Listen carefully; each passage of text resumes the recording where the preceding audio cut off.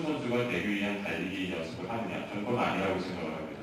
보시면 이렇게 이대호 선수도 있고, 요즘 유명한 기성용 선수도 있고, 신재희 선수도 있고, 김연아 선수도 있는데, 이런 그 선수들이 결국은 초등학교 때는 체력장이나 기초 체력 운동을 통해서 100m 달리기, 오래 달리기, 윗몸 일으키기, 턱걸이, 이런 운동을 결국은 기초적인 체력을 가짐으로 인해서 저런 운동을 할 수 있는 것이라고 생각을 하고 있습니다.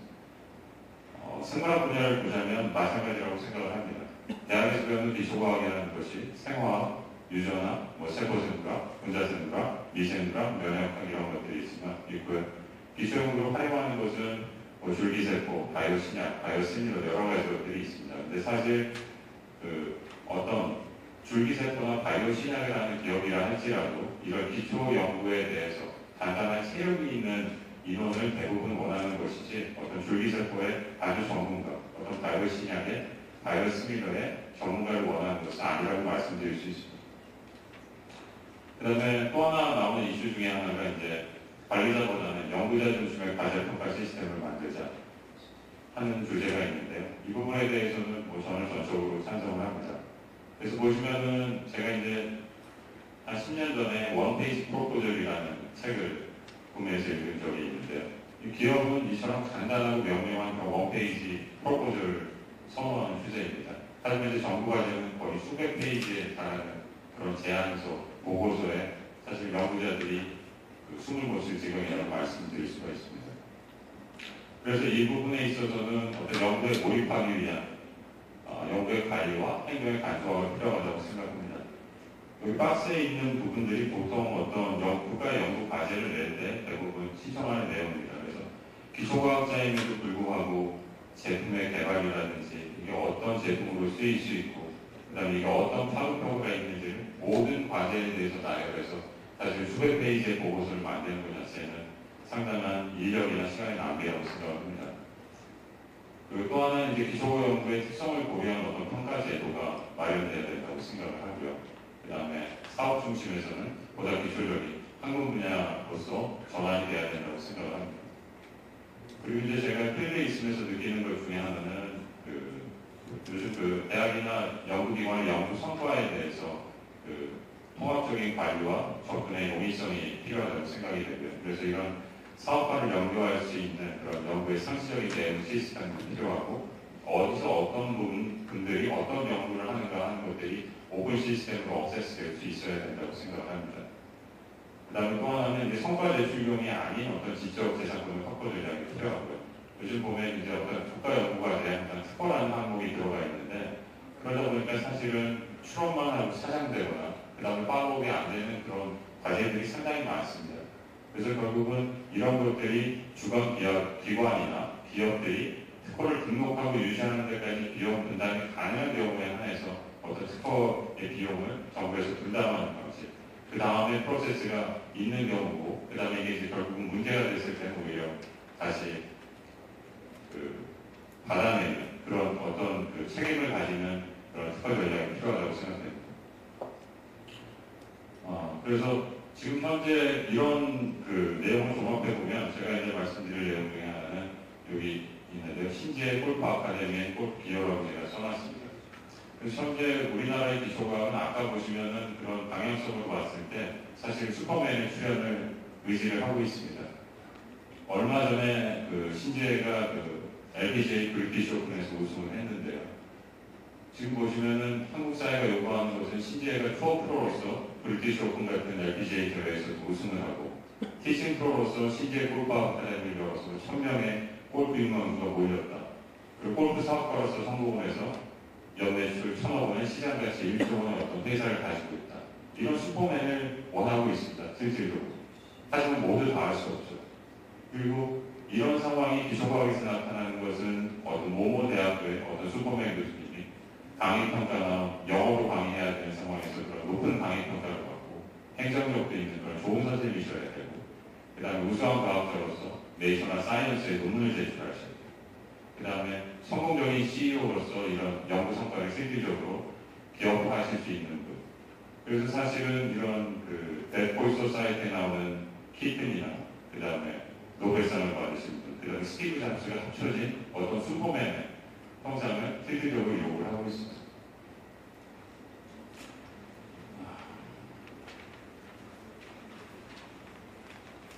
제가 비디오 파일 하나 틀어드릴게요.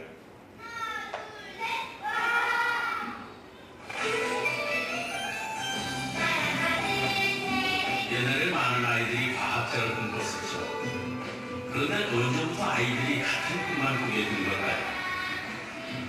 아이들도 필요하지만 우리에게 과학자가 더 많이 있어요. 목욕의 광고고요. 제가 목욕의 이름이 나오는 부분 사실 잘랐습니다. 제가 뭐 그쪽 기업을 광고를 하는 건 아니고요.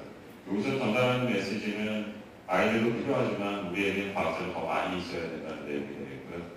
그래서 이 슬라이드의 타이틀을 이렇게 뽑아왔습니다. 내 꿈은 과학자, 배우자의 직업도 아이의 꿈도 과학자. 아니라는 거죠, 결국은.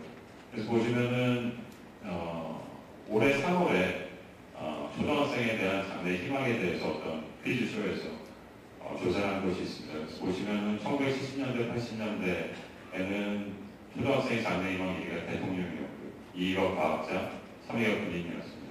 1990년대에는 의사, 변호사, 선생님의 순이고요. 현재로서는 공무원, 연예인, 운동선수입니다. 그 배우자의 직업 선호도를 보시면은 주로 빨간색을 보시면 될 것 같고요. 여성의 시각을, 뭐 제가 성차별하는 건 아니고 여성이 남성을 보는 시각을 보시면 될 것 같습니다. 그래서 공무원이 압도적으로 1위고요. 그 다음에 금융자산운용가, 의사나 한의사, 교사, 과학자는 없는 것 같아요. 그래서 보시면은 저도 70년대, 80년대 초등학생이면서 그 이외에 있는 과학자가 됐고요. 근데 현재로서는 그런 과학자라는 희망 자체가 누구도 꿈꾸는 상황은 아니다라는 것을 말씀을 드릴 수가 있습니다. 그다음 요즘 한창 문제가 되고 있는 것 중에 하나가 이공계 엑소더스입니다.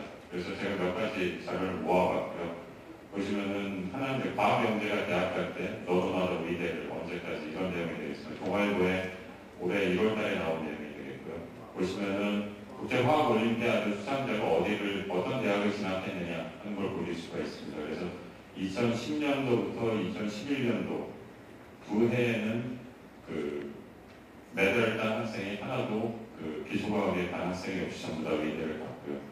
그 다음에 또 하나의 그 조선일보의 서울대 시민 내용을 보시면은 서울대 이공계 수석 졸업자 4명 중에 1명이 로스쿨이나 미래 대학원으로 간다. 결국은 미래로 먼저 빠져나가고 그 다음에 학부 과정을 마친 다음에도 다시 또 빠져나가는 현상이 되고 있고요. 그 다음에 이런 부분들은 코스펙이나 카이스트를 조사했을 때도 같은 결과가 나타나고 있습니다. 그래서 이건 2010년 데이터인데 그럼 2009년도에 코스펙에서 96명, 그 다음에 카이스트에서 63명이 의전으로 진학했다는 내용이 되겠습니다. 그래서 이런 상황이 벌어지다 보니까 결국은 인재 풀이 부족하게 되고 서울대 같은 경우에 올해 나온 결과를 보시면 개발도상국에서 인재를 332명을 수입했다. 그러니까 결국은 이공계에 그만큼 인재가 부족하다는 내용이 되겠죠. 그래서 제가 이제 국내 과학자들이 어떤 생각을 하느냐, 저 혼자만의 개인적인 생각을 보여드리지 않기 위해서 대동네타고 중앙일보가 얼마 전에 이제 공동으로 조사한 내용에 대해서 말씀을 드리겠습니다. 그래서 국내 과학자들한테 모았을 때 우리나라 과학의 가장 큰 문제점이 뭐냐? 첫 번째 부분이 이공계 차별이고요. 연구 환경이 열악하다, 정부의 과학 정책이 부재하다, 관료주의가 있다, 단기 프로젝트다, 여러 가지 내용이 나오고 있습니다. 그중에 가장 큰 게 이제 상대적인 이공계 차별이고요. 이 부분에 대해서 다시 질문했을 때 이공계 기피 현상이 있다라고 생각하느냐 하는 것에 대해서는 64.8%가 그렇게 대답을 하고 있습니다. 그 다음에 또 하나 한국의 미래를 책임질 과학기술 혁신력을 얼마나 확보하고 있다고 생각하느냐에 대해서 부족하다라고 대답하신 국내 과학자 같은 경우에 아주 부족하다가 19.9%, 재미과학자 중에는 66.5%가 되겠습니다. 그 다음에 이제 또 하나의 슬픈 자화상 중에 하나는 자녀에게 이공계 대학을 권유할 의향이 있느냐 하는 부분에 있어서 55%가 예스라고 대답을 하고 계시고요. 29.7%가 노라고 대답을 하셨습니다. 저는 이 중에 끼지 않는 그룹이라고 말씀드릴 수가 있습니다. 국내 및 재미과학자들이 어떻게 또 생각하느냐 하는 부분에 있어서 한국의 과학기술 정책에 대한 평가는 해석을 평균적으로 못하고 있다가 아래 보시면 가장 많은 퍼센테이지를 차지하고 있는 것을 알 수가 있습니다. 하지만 OECD 국가들과 비교했을 때 한국의 과학기술 수준에 대해서는 오히려 재미과학자하고 국내과학자가 좀 의견이 다른 걸 알 수 있고요. 국내과학자는 평균이 뒤처진다. 그 다음에 이제 재미과학자들은 오히려 보통이다 하는 대답을 하고 있습니다. 그 다음에 국내 과학자들한테 미국 등 선진국에서 일할 기회가 있다면 한국을 떠날 의향이 있느냐에 대해서 72%가 그렇다고 답하셨고요. 이유는 가장 많은 것이 더 좋은 연구 풍토와 환경이라고 대답을 해주셨습니다. 국내 과학자들한테 현재 소속과 관계없이 근무하고 싶은 직장을 물어봤을 때는 47.1%가 대학, 28.7%가 정부 출연료, 그 다음에 19.8%가 기업이라고 답을 해주셨습니다.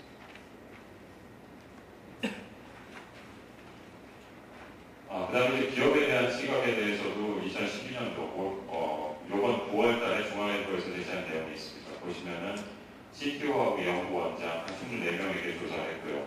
이공계 인재가 충분히 확보되지 못하고 있는 이유는 이러한 부분에 대해서 오히려 양적인 공급은 보다는 필요한 능력을 갖춘 전문화된 인력이 부족하다라고 하는 것이 가장 많은 퍼센테이지를 차지했고요. 그 다음에 인력의 부족분을 어떻게 해소하느냐 하는 것에 대해서는 R&D를 외부에 위탁하거나 확대하거나 아니면 이제 M&A나 기술 도입을 하겠다 하는 것들이 가장 많은 부분을 차지하는 걸 알 수 있습니다. 그래서 제가 오히려 이러한 상황을 종합해서 그러면 이런 과학자의 꿈을 되살리고 결국 기초과학을 강화하기 위해서 현재 한국 사회가 가지고 있는 그 다음에 과학자들이 가지고 있는 생각을 같이 담자면 어떤 답이 나올 수 있을까. 사실 이 토론에 대해서 제가 요청을 받은 다음에 상당히 많이 생각을 했습니다. 그래서 제가 저런 지금까지의 결과와 현상을 보고 나서 찾아낸 결론은 사실은 단순합니다. 저도 이런 부분에 대해서 대책을 갖고 있지 않지만 제가 한 3가지 결과를 봤습니다. 보시면 이제 초등학생의 장래 희망이 가장 많은 게 현대로서는 공무원입니다. 배우자의 직업성을 조사도 공무원입니다. 그렇다면 그리고 이제 현재 과학자로서 계시고 있는 분들이 대학이나 정부 출연이나 기업의 순서를 원하시고 계시고요.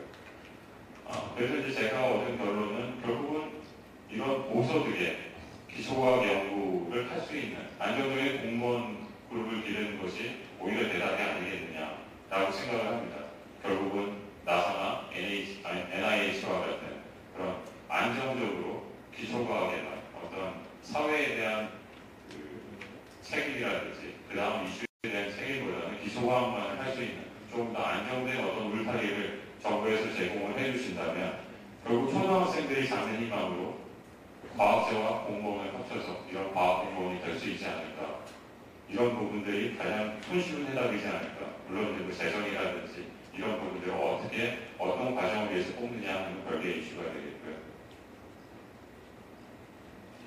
그래서 기초과학의 인력 부족을 해소하고 산학연정의 그런 협력 방안을 만들기 위한 제 나름대로의 시각은 이렇습니다. 보시면 파란색으로 되어 있는 게 현재의 기초과학이라고 생각을 하고요.